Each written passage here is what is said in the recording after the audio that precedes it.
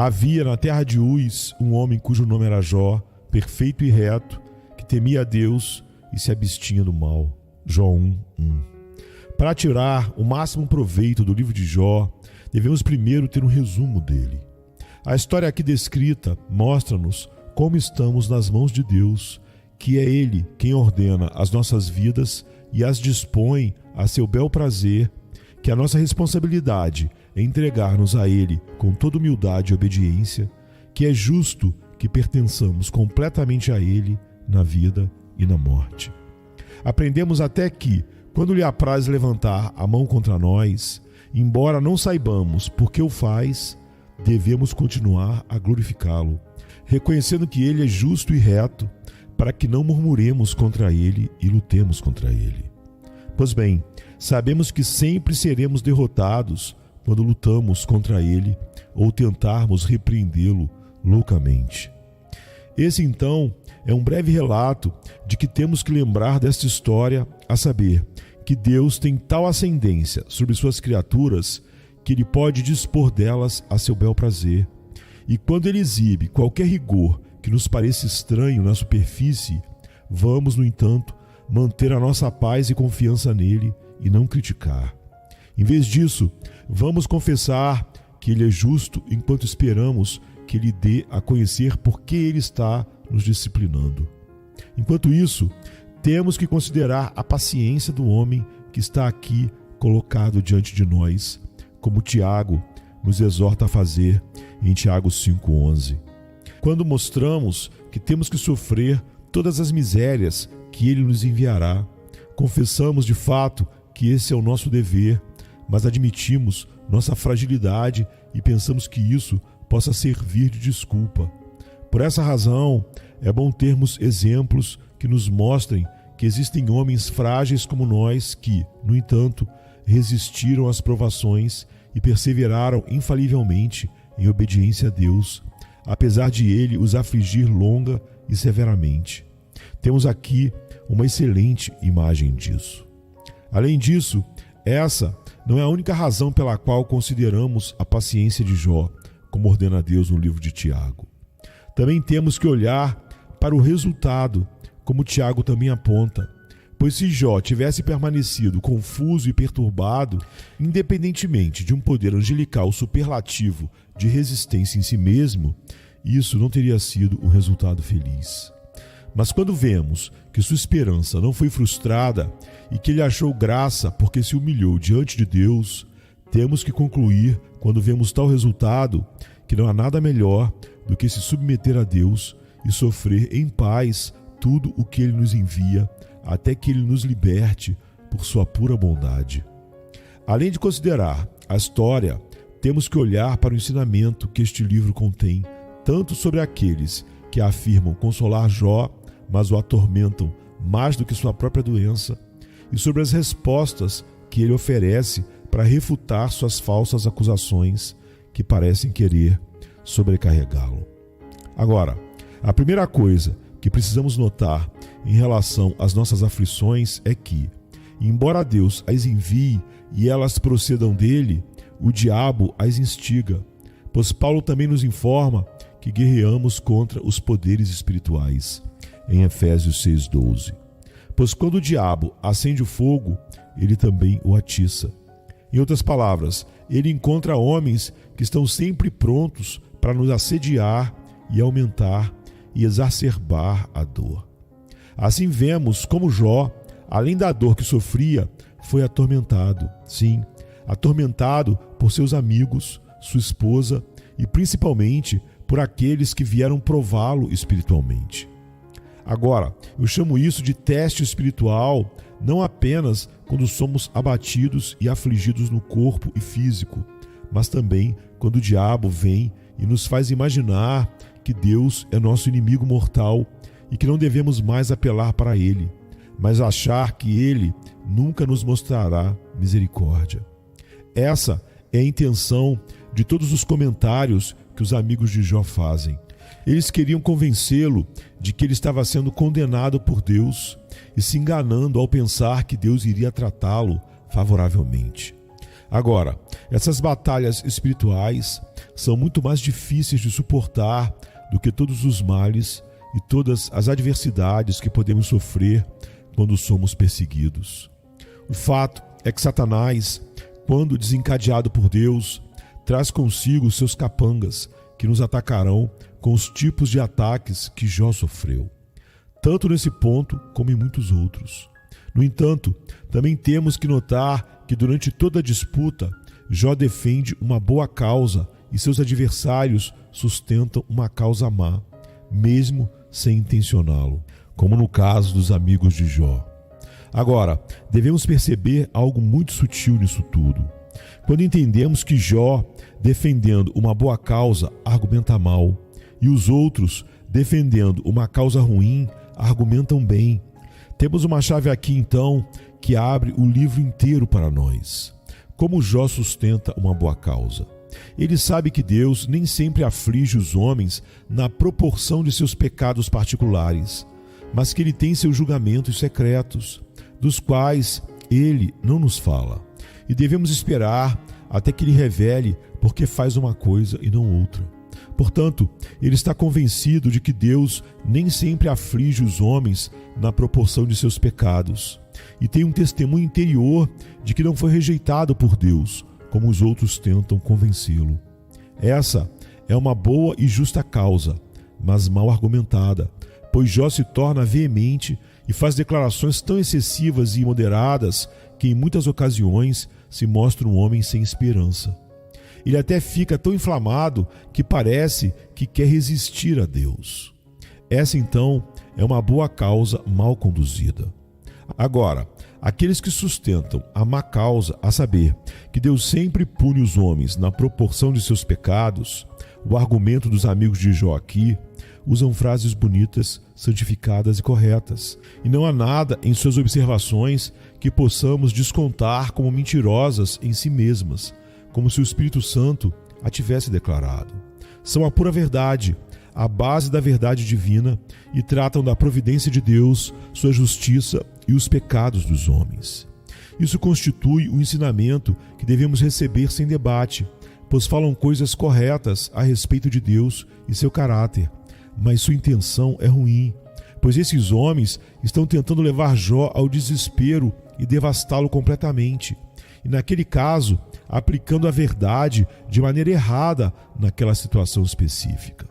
Agora, isso nos mostra que quando temos um bom fundamento, devemos ter o cuidado de construir sobre ele de tal maneira que tudo, como diz Paulo, se encaixe, que o construtor edifique bem na medida que edifica a igreja sobre o ensino completo de Jesus Cristo.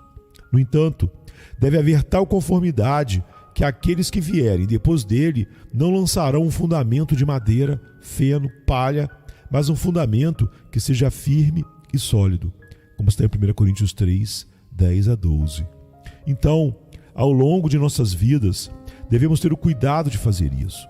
Se estamos alicerçados em um bom e reto entendimento, cada um de nós deve estar atento para não vacilar ou tropeçar de forma alguma, pois não há nada mais fácil do que perverter uma causa boa e justa para se conformar ao nosso vício, malícia ou maldade. Natureza que muitas vezes contamina nosso argumento e aplicação, mesmo quando temos a verdade, algo que, se não vigiarmos, podemos experimentar a cada passo. Deus nos favorecerá com uma causa boa e justa, mas seremos tão assediados por nossos inimigos que não poderemos permanecer dentro de nossos limites, como fez Jó, ou simplesmente seguir os mandamentos de Deus sem implementá-los de uma forma ou de outra correta, como fizeram os amigos de Jó. Vendo então que somos tão facilmente levados pelo erro de um lado e de outro, devemos orar a Deus com mais fervor para que, quando tivermos uma boa causa, Ele nos guie pelo seu Espírito Santo com toda a simplicidade para que não ultrapassemos os limites que Ele estabeleceu em sua palavra. Ao mesmo tempo, somos admoestados a não aplicar a verdade de Deus a fins ruins, porque a profanamos se o fizermos, como fazem os visitantes de Jó. Ainda que falem a espécie certa de linguagem sagrada, como já dissemos, e como veremos mais claramente, não deixam de ser sacrilégios, pois corrompem a verdade de Deus e a usam e aplicam de maneira errada. Eles aplicam o que é bom e justo em si para fins malignos. Portanto, quando Deus nos dá conhecimento da sua palavra, aprendamos a recebê-la com tal admiração que não obscureçamos o bem nem desculpemos o mal, como muitas vezes fazem os mais inteligentes, e os mais instruídos abandonarão restrições e vontade para fins enganosos e maliciosos, abusam do conhecimento que Deus lhes deu, e eles perverterão tudo de tal maneira que todos serão lançados em confusão. Vendo que o mundo está viciado em tal corrupção, devemos ainda mais orar para que Deus nos conceda a graça de aplicar sua palavra ao uso puro e simples que Ele pretende. Essa é a principal coisa que temos que observar. Agora que entendemos o que está no livro, temos que examinar mais detalhadamente o conteúdo para que possamos acompanhar o desenvolvimento da história à medida que elaboramos o que mencionamos brevemente. O texto diz: havia um homem na terra de Uz, cujo nome era Jó, e aquele homem era piedoso e reto, e temia a Deus, e se abstinha do mal. Agora, não podemos determinar quando Jó viveu, a menos que entendamos que ele pertencia a uma época muito antiga. Alguns judeus chegaram a pensar que Moisés era o autor do livro e deram esta imagem ao povo para que os filhos descendentes da raça de Abraão soubessem que Deus privilegiou outros que não eram dessa linhagem de Israel e para que pudessem ser envergonhados se não estivessem andando em piedade e no temor de Deus. Pois aquele homem que não tinha o sinal da aliança, que não era circuncidado, mas era pagão, havia conduzido tão bem a sua vida diante de Deus. Agora, porque isso não é algo que podemos dar como certo, devemos deixá-lo em suspense. Mas consideremos o que é sem dúvida alguma, a saber, que o Espírito Santo ditou este livro para que os judeus soubessem que Deus tinha povos que o serviam, embora não estivessem separados do resto do mundo e não tivessem o sinal de circuncisão, mas ainda andava em completa integridade de vida. Os judeus, sabendo disso, tiveram a oportunidade de ser mais cuidadosos em observar a palavra de Deus, e porque ele lhes havia concedido a graça e o privilégio de serem reunidos entre todas as nações estrangeiras, eles tinham que se dedicar inteiramente a ele. Também podemos notar no livro de Ezequiel que o nome de Jó era famoso entre o povo de Israel, pois vimos no capítulo 14 que foi dito que se Noé, Jó e Daniel fossem encontrados entre o povo que iria perecer, eles salvariam apenas suas almas e que o restante do povo seria lançado no abismo. Ezequiel 14:14. Ali o profeta está falando de 3 homens como sendo conhecidos e renomados entre os judeus, como já mencionamos. Ali vemos qual a intenção do Espírito Santo, a saber, que os judeus pudessem ter uma imagem e um padrão para saber como eles deveriam observar o ensino da salvação que lhes foi dado por aquele homem, que era de uma nação estrangeira, tinha sido preservado em pureza. E essa é a principal coisa que devemos lembrar sobre o nome que é dado aqui quando se diz que ele era da terra de Uz. É verdade que alguns estudiosos colocam a terra de Uz no Oriente, mas no 4º capítulo das Lamentações de Jeremias, a mesma palavra é usada para significar uma parte da Idumeia. Lamentações 4:21. Sabemos que os idumeus eram descendentes de Esaú. É verdade que eles ainda tinham a circuncisão, mas por terem se afastado da igreja de Deus, não havia mais nenhum sinal da aliança. Então, se admitirmos que Jó era da terra de Uz, ele era um idumeu, isto é, da linhagem de Esaú. Agora sabemos que o profeta disse que, embora Esaú e Jacó fossem gêmeos fraternos, Deus escolheu Jacó por sua pura bondade soberana e rejeitou Esaú e o amaldiçoou junto com toda a sua linhagem. Em Malaquias 1:2-4. É assim que o profeta fala deles para magnificar a misericórdia de Deus para com os judeus, mostrando-lhes que ele não os escolheu por algum valor em suas pessoas, visto que rejeitou o irmão mais velho de Jacó, a quem pertencia a primogenitura, e escolheu aquele que era menor e inferior. Portanto, embora esse homem fosse descendente da linhagem de Esaú, ainda observamos a integridade com que ele viveu e como serviu a Deus, não apenas no que diz respeito a viver reta e justamente entre os homens, mas para ter uma piedade imaculada, ele não se poluiu com as idolatrias e superstições dos incrédulos. Quanto ao nome de Jó, é verdade que alguns o traduzem como chorando ou gritando, mas outros o entendem como um homem de inimizade. Não que ele odiasse, mas que ele era como um alvo no qual se poderia atirar. No entanto, não devemos duvidar que este homem, cujo país é mencionado aqui, cujo nome é mencionado, existiu, viveu e que as coisas escritas aqui aconteceram a ele. Não devemos pensar que este é um argumento fabricado, como se alguém estivesse nos propondo, em nome de um ensinamento, algo que nunca aconteceu, como uma parábola, pois já citamos o testemunho de Ezequiel e Tiago para indicar claramente que Jó era verdadeiramente uma pessoa, e também quanto a história o declara, não podemos apagar o que o Espírito Santo quis dizer tão especificamente. Além disso, precisamos notar como o mundo daquela época se afastou do verdadeiro serviço a Deus e da religião sincera. No entanto, ainda havia muito mais integridade do que há hoje, olhando para o mundo cristão, entre aspas, sob o papado. De fato, vemos como no tempo de Abraão, Melquisedeque tinha a igreja de Deus e os sacrifícios, que eram sem qualquer poluição.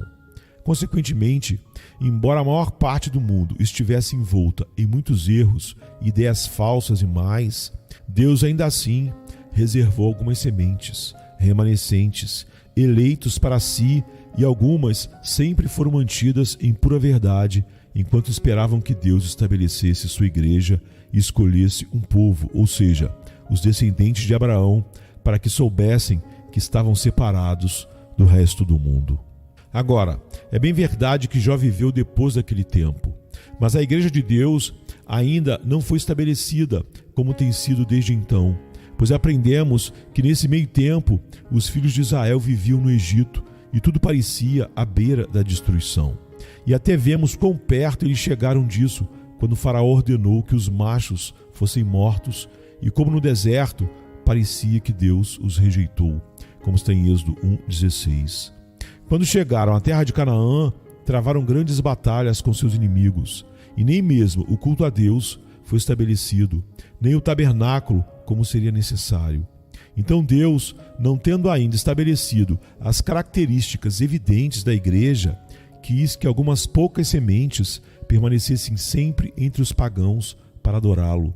E ele fez isso para condenar aqueles que se desviaram do caminho certo, como os pagãos. Pois tudo que faltava, como um país inteiro ter, um juiz era Jó, um juízo. Hebreus 11, 6 e 7. Noé também condenou o mundo, como dizem as Escrituras, pois ele sempre se manteve imaculado e andou diante de Deus, apesar do fato de que todos o esqueceram e se desviaram em suas superstições. Então Noé foi o juiz de todo o mundo para julgar os incrédulos e rebeldes. O mesmo aconteceu com Jó, que condenou todos os daquela região, pois servia a Deus com pureza e os outros estavam cheios de idolatria, atos vergonhosos e muitos erros. Isso aconteceu porque eles não se dignaram a conhecer o verdadeiro Deus vivo e como ele ordena ser honrado. O fato é que Deus sempre pretendeu, como eu disse, que os ímpios e os incrédulos fossem indesculpáveis. E por essa razão, ele pretendia que sempre houvesse algumas pessoas que seguiriam o que ele havia divulgado aos antigos pais. Assim era Jó, como as Escrituras nos dizem. E a presente história dá uma imagem clara de como ele serviu a Deus em piedade e viveu entre os homens em retidão. Disse que Jó era reto, perfeito.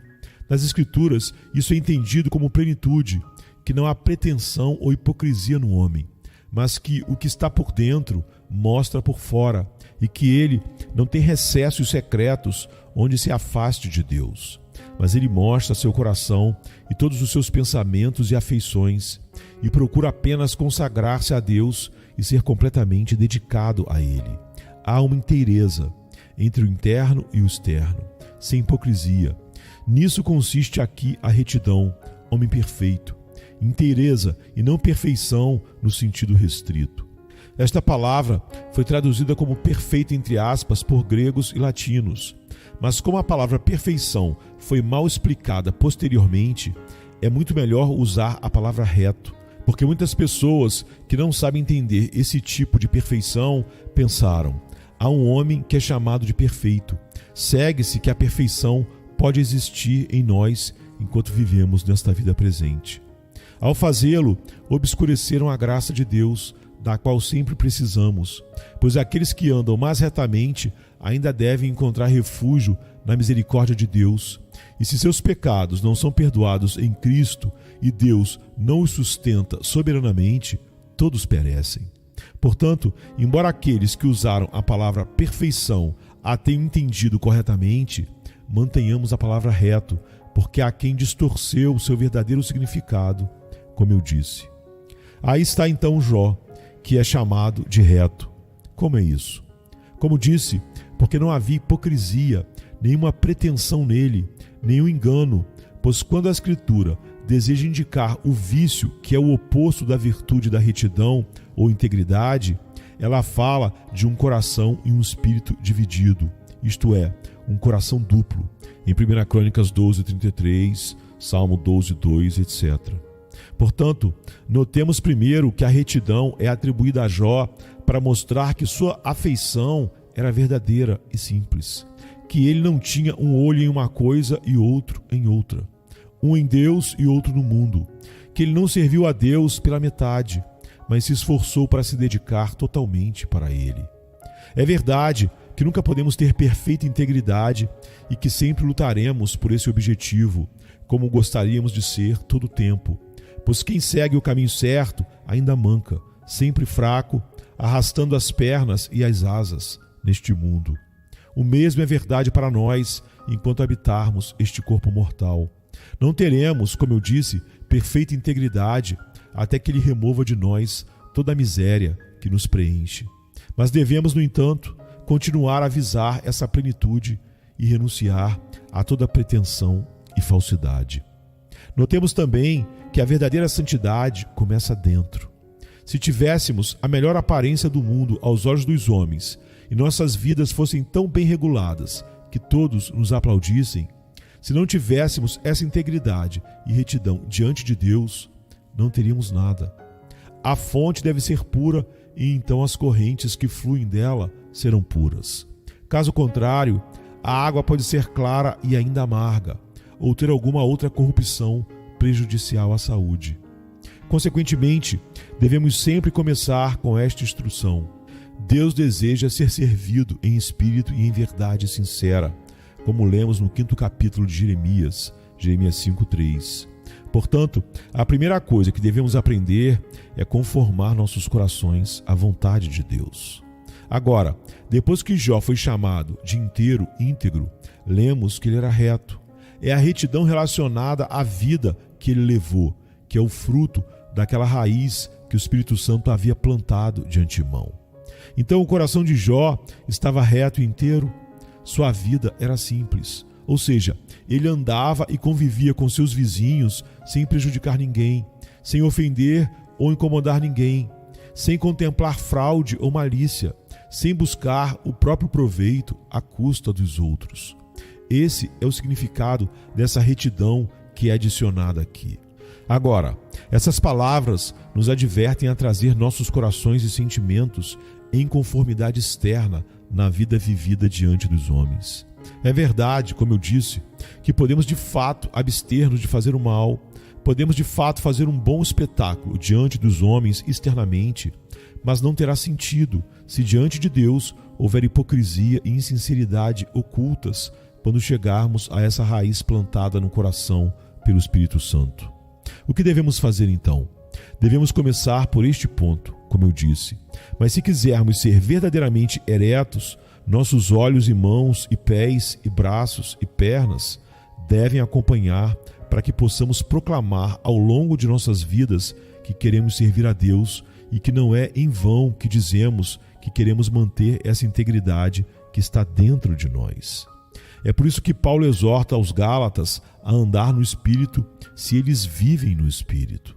É como se ele dissesse: é verdade que o Espírito de Deus tem que viver em nós e nos governar, pois não teria sentido ter uma grande vida que agrada aos homens e é altamente estimada, a menos que sejamos renovados pela graça de Deus, como está em Gálatas 5. Devemos andar, ou seja, devemos mostrar como os resultados e com nossas obras como o Espírito de Deus governa em nossas almas. Pois se nossos olhos estão contaminados por concupiscências ou crueldade ou outros males, e nossos olhos são culpados de olhares perversos e lascivos, se somos cobiçosos dos bens alheios ou cheios de orgulho e vaidade, e os nossos pés se apressam para o mal, como diz a Escritura, revelamos assim que o coração está cheio de malícia e corrupção, pois nem pés, nem mãos, nem olhos agem por conta deles. A conduta vem da mente, do coração. Portanto, aprendemos a viver aquelas qualidades que a Escritura nos mostra nesta passagem, quando diz que Jó, sendo perfeito e reto, também viveu corretamente, ou seja, viveu entre seus vizinhos sem fazer mal algum, sem buscar sua própria vantagem ou interesse egoísta, e que tratou com justiça com todos. E é assim também que Deus quer provar se o servimos fielmente. Não que Ele precise de nosso serviço ou de qualquer coisa que possamos fazer por Ele.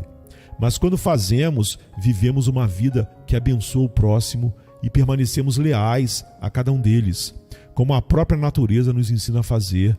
Damos testemunho de que tememos a Deus. Vemos muitos que parecem ser muito zelosos quando se trata de debater e fazer muitos discursos teológicos para dizer o quanto são diligentes em servir e honrar a Deus.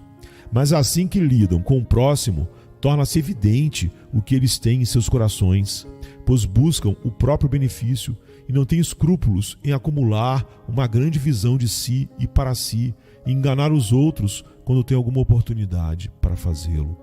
Não há dúvida de que aqueles que buscam sua própria vantagem e lucro são hipócritas e que seus corações são corruptos. Podem ser grandes supostos defensores da verdade, mas Deus declara que há corrupção e veneno em seus corações. Por que então é assim? Deus está dizendo que se há integridade, deve haver retidão. Em outras palavras, se a afeição por Deus for pura interiormente, enquanto vivermos entre os homens, buscaremos o bem-estar de todos, de tal maneira que não nos dedicaremos a nós mesmos e aos nossos interesses particulares, mas teremos aquele senso de justiça que Jesus Cristo diz que é a regra de vida que abraça para cumprir a verdade de Deus, como está em Mateus 22:40, que é, por exemplo, não fazermos aos outros o que não gostaríamos que nos fizessem. Portanto, notemos então que muitas pessoas são condenadas neste louvor a Jó, pois o Espírito Santo não só declara que aquele homem era íntegro diante de Deus, mas que também tinha integridade e retidão entre os homens. Essa retidão que ele anuncia servirá de sentença e condenação para todos aqueles que estão cheios de más intenções, todos aqueles que procuram apenas arrebatar e reter os bens dos outros, que procuram apenas saquear posição e status dos outros. Essas pessoas são condenadas com esta declaração. Agora segue-se que Jó temia a Deus e evitava o mal. E também, já que Jó foi elogiado por ter mantido a retidão e a equidade entre os homens, ele certamente tinha que estar andando diante de Deus, pois tudo mais não teria valor. É verdade que não podemos viver entre nossos vizinhos, como já disse, sem prejudicar ninguém e buscar o bem de todos, a menos que olhemos para Deus, pois aqueles que seguem suas disposições naturais, embora possuam, ao que parece, virtudes maravilhosas, ainda estão preocupados com o amor por si mesmos e ambição premente ou alguma outra consideração. Como resultado, toda aparência de virtude neles é corrompida por esse mesmo fato. No entanto, embora não possamos possuir essa retidão sem temer a Deus, essas duas características distintas, servir a Deus e honrar nosso próximo, foram distinguidas na lei de Deus quando ele a gravou em 2 tábuas.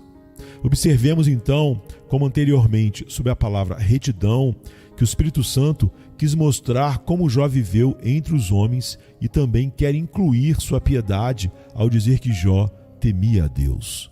Isso nos aconselha fortemente que, se quisermos dar ordem às nossas vidas, devemos respeitar, temer e glorificar a Deus e depois isso fluir em como nos relacionamos com o nosso próximo. Respeitemos a Deus, para amá-lo, nos dedicarmos a Ele e lhe prestarmos a homenagem que lhe é devida. Respeitemos o nosso próximo para cumprir o nosso dever para com Ele, segundo a nossa responsabilidade de ajudá-lo e de viver com equidade e retidão com Ele. E então, já que Deus nos uniu, cada um considere como usar todas as suas capacidades e oportunidades para o bem mútuo de todos. É assim que devemos respeitar a Deus e aos homens se queremos governar bem nossa vida. Pois é certo que a pessoa que busca apenas seus próprios interesses está cheia apenas de vaidade.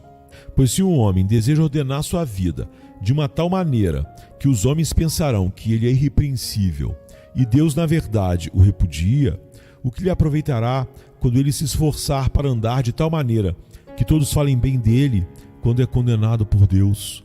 Aos olhos de Deus, há nele apenas poluição, e a sentença registrada em Lucas deve ser cumprida. O que é nobre e excelente aos olhos dos homens é apenas abominação aos olhos de Deus. Lucas 16:15.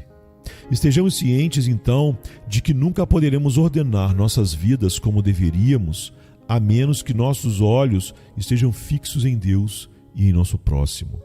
Em Deus, por quê? Para que saibamos que fomos criados para a sua glória, para servi-lo e adorá-lo.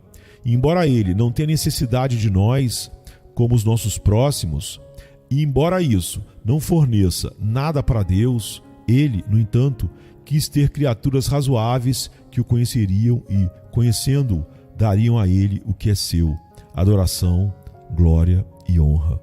Além disso, quando se fala do temor de Deus, notemos que não é um temor servil, como é chamado, mas que nos move a honrá-lo como devemos, pois ele é nosso Pai e nosso Mestre, o Deus que amamos mais do que a vida.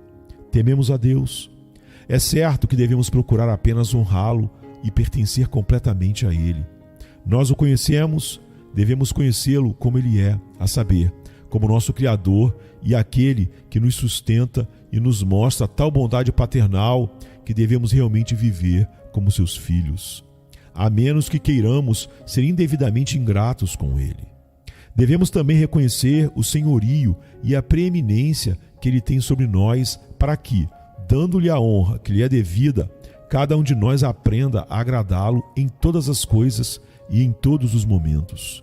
Consequentemente, a expressão "o temor de Deus" enquadra toda a adoração a Deus, ou seja, o serviço e a homenagem que as criaturas devem ao seu Deus.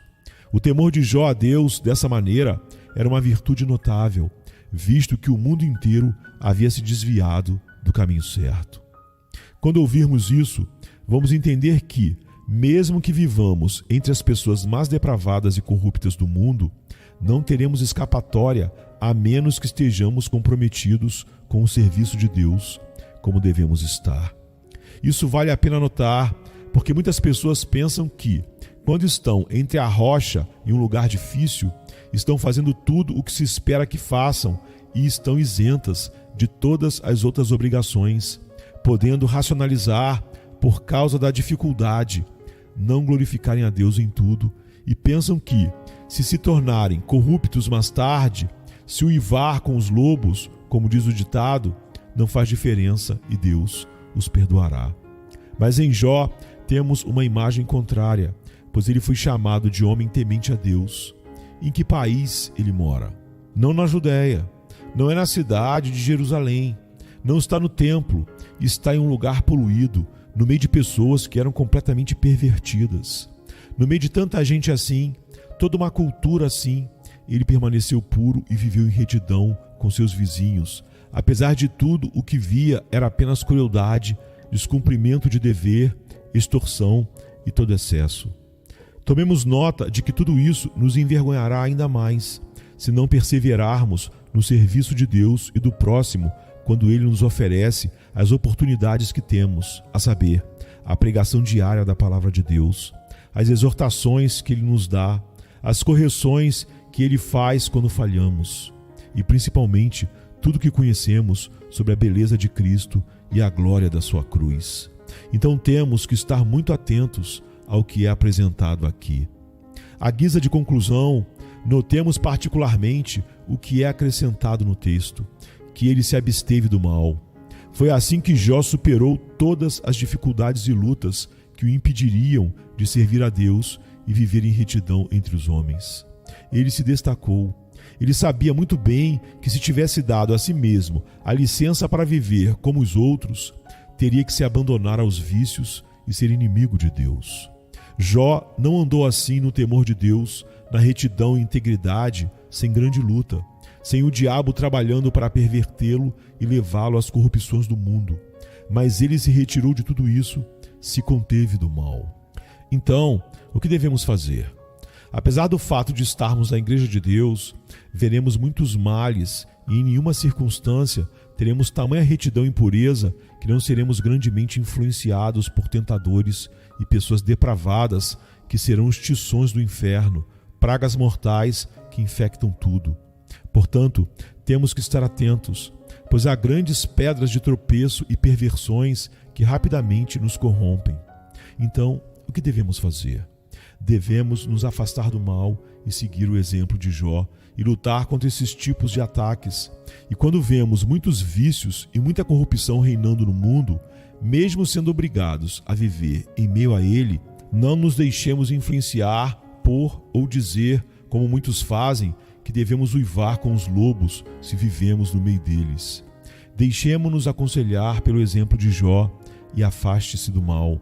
Afaste-se dele para que Satanás não nos induza a ceder a todas as tentações que ele colocará diante de nós, mas deixemos que Deus nos purifique de todas as nossas impurezas e doenças pelo poder infinito que flui dos méritos de Cristo, como ele prometeu fazer em nome de nosso Senhor Jesus Cristo, até que ele nos tire as manchas e poluições deste mundo e nos una com seus anjos e nos torne participantes daquela alegria eterna a que agora devemos aspirar.